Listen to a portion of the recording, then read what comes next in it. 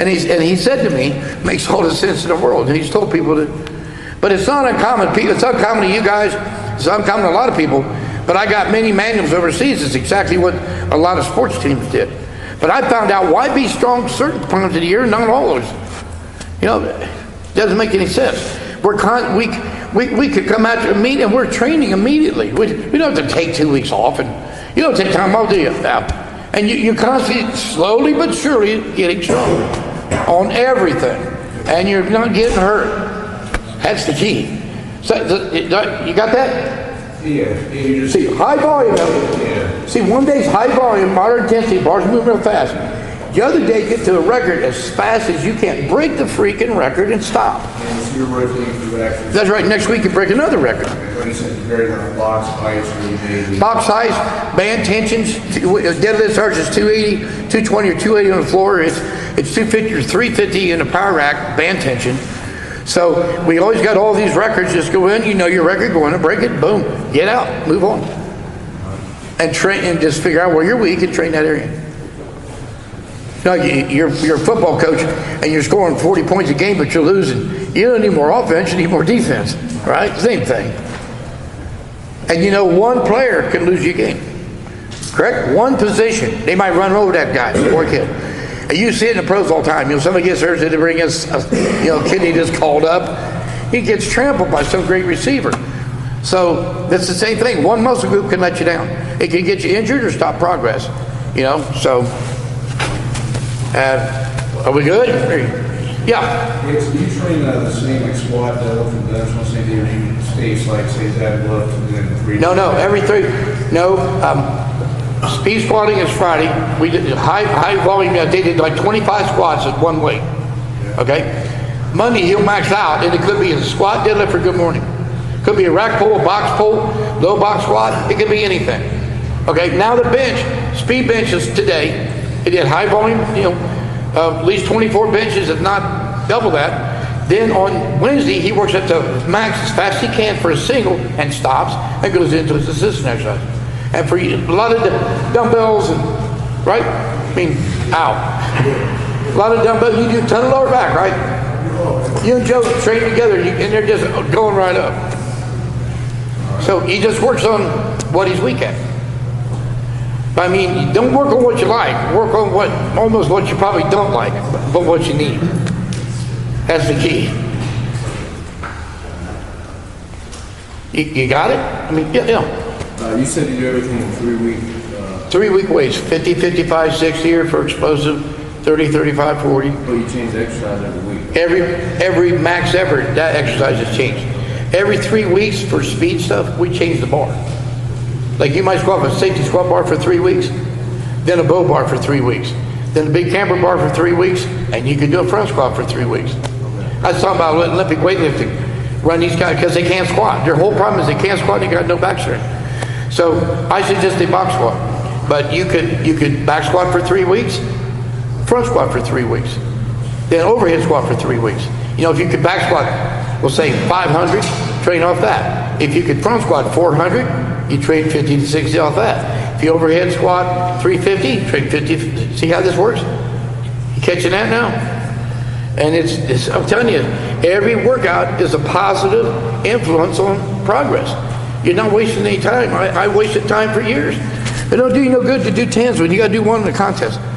You know, do all those reps in those single lifts, single exercise. Yes, sir. I understand the changing of the exercise every time. As a small kind of facility that I'm running right now, we don't have specialty bars. We don't have certain things you might talk about.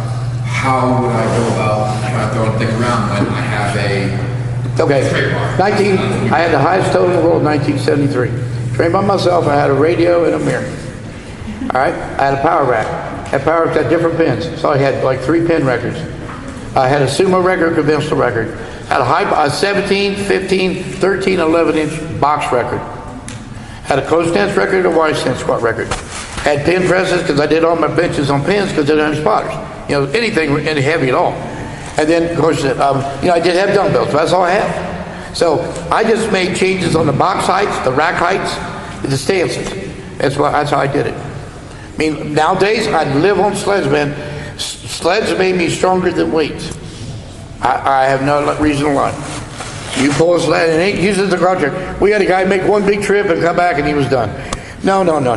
You stay out there till your feet die. And then you can't hardly move. I will guarantee you your squat and deadlift or your running ability will go way up. Remember, I watched Jet Li on TV once and they said, Jet, how did you get so fast? You know who Jet Li is, the movie star? And he goes, first you have to become slow to become fast. It's resistance training. It's as simple as that. You have to move heavy objects slowly if you want to become fast. Light objects will not make you fast. So it's a huge misconception. That's why I suggest you guys, you want to really learn how to train, by the practice of science of strength training and by the science of sports training by Kuntz at least. Super training's pretty up there. But that would be my third book I'd buy. And so I break it down pretty simple. My jump book and my spatial strength for all sports as a book called Westside Methods. It's how we basically live.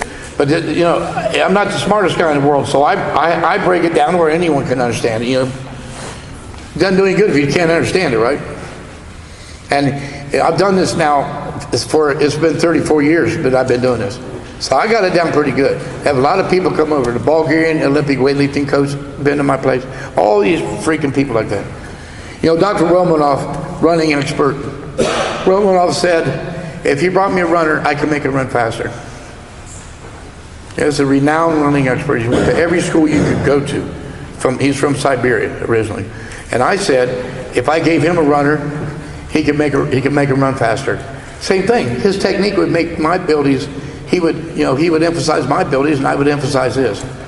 So that's just it, though. He realized it's all about force. All sports is force power. How come athletes are so damn big? 5'3". Look at baseball players anymore. They're freaking huge. Even baseball players are 6'3", 6'4". Tommy trains one in the Indian organization, right?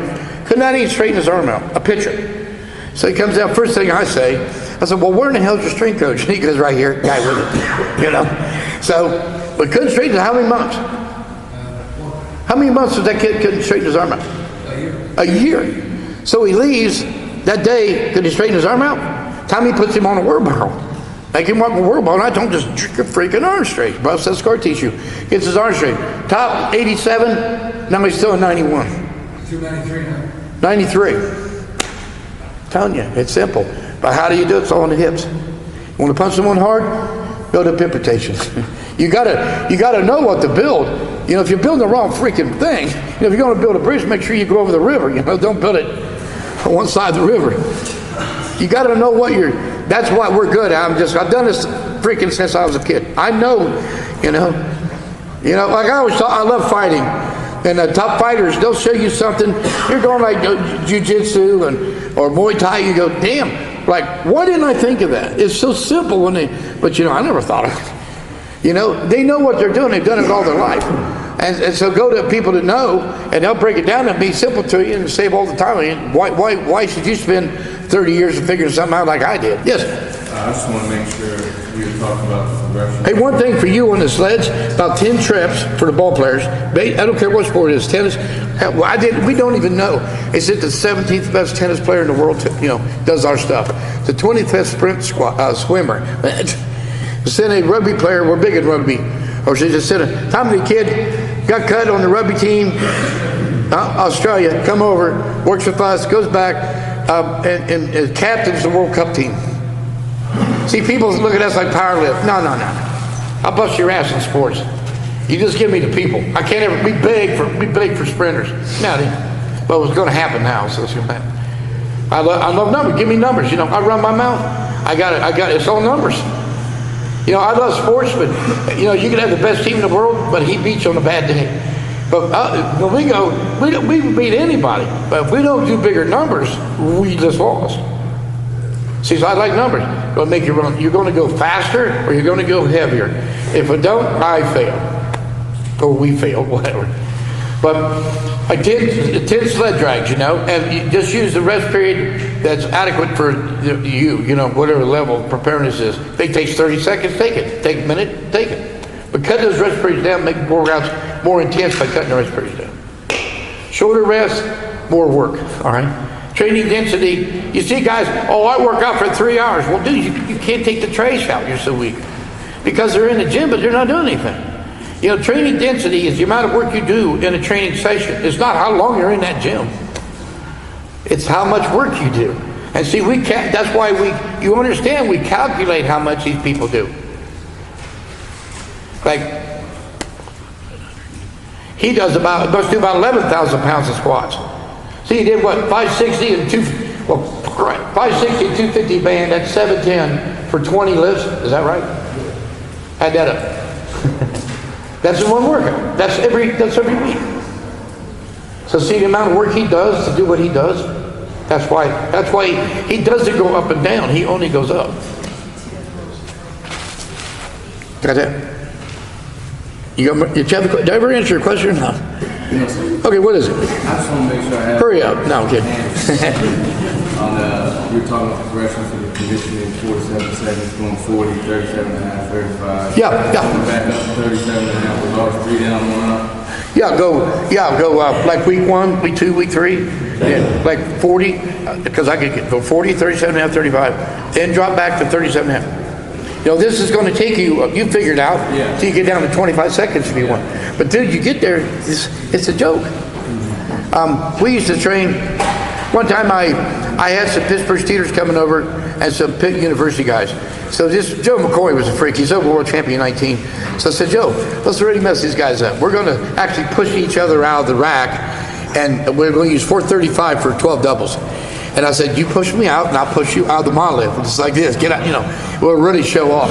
4 sets in, Joe gets cramps. So I go, call me. Well, Chuck Vogelpool, if anyone knows him, I said, call me. So he says, go. So I just stayed in there, squat.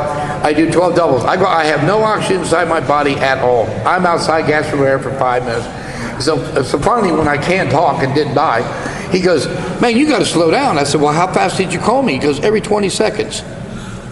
20 seconds, I did 12 doubles every 20 seconds at 435. The last set was as fast as the first. All right? So I asked Dr. Romanoff when he came to see me. I said, Doc, how did I do that? How did I jump off the box as fast as I did on the first one, but I'd actually take a breath of air on the way down to get air. I mean, I just take a breath on the way down. He said this, and I should have brought this up. He said, you only need oxygen to recover. So why the hell do you run ball players for hours when you only got to recover every 40 seconds? See what I'm saying? Work that energy system. Get that thing down to 25. You run teams off the field. But that makes, I didn't know. How did I do it? But he told me. You go out and sprint. You don't need to recover from a sprint. You recover after the damn sprint. You don't see a person running 100 going, do you? No. You don't see that. They're taking a breath after the damn race. Or even a 400. You know, it's all exercise specificity. I always said, I've had fighters can't train with me. They can't even warm up with me. But I said, if I was going to have a championship fight, like a boxing even, I go in the back room and I warm up with that boxer, I wouldn't get out to the goddamn ring. I'd be worn out, He'd go down good 12. I couldn't get out there because the warm up would kill me. So see, it's all about exercise specificity. Think what you're doing. And like I said, try to get the most out of your athletes. Don't do something that kills them. I mean, this mental tough thing, you're born mentally tough, or you're not anyhow. So don't try to kill a kid that ain't mentally tough, because he's not mentally tough. I think he can work on it, but you know what? A guy told me the other day, jiu-jitsu guy, he says, you can see a wolf in the middle of a bunch of sheep, but you'll never see a sheep in the middle of a bunch of wolves. Think about it. That's exactly right. There's 2 kinds of people in this world, prey and predator. Find out which one you are. Got more clues? If you feel free to call us or email us there at Westside. I will, thank you. Yeah, anytime. Then, I got a book. I'm not trying to sell any book, but it's a spatial strength training for all sports. It covers all sports. All right? Good.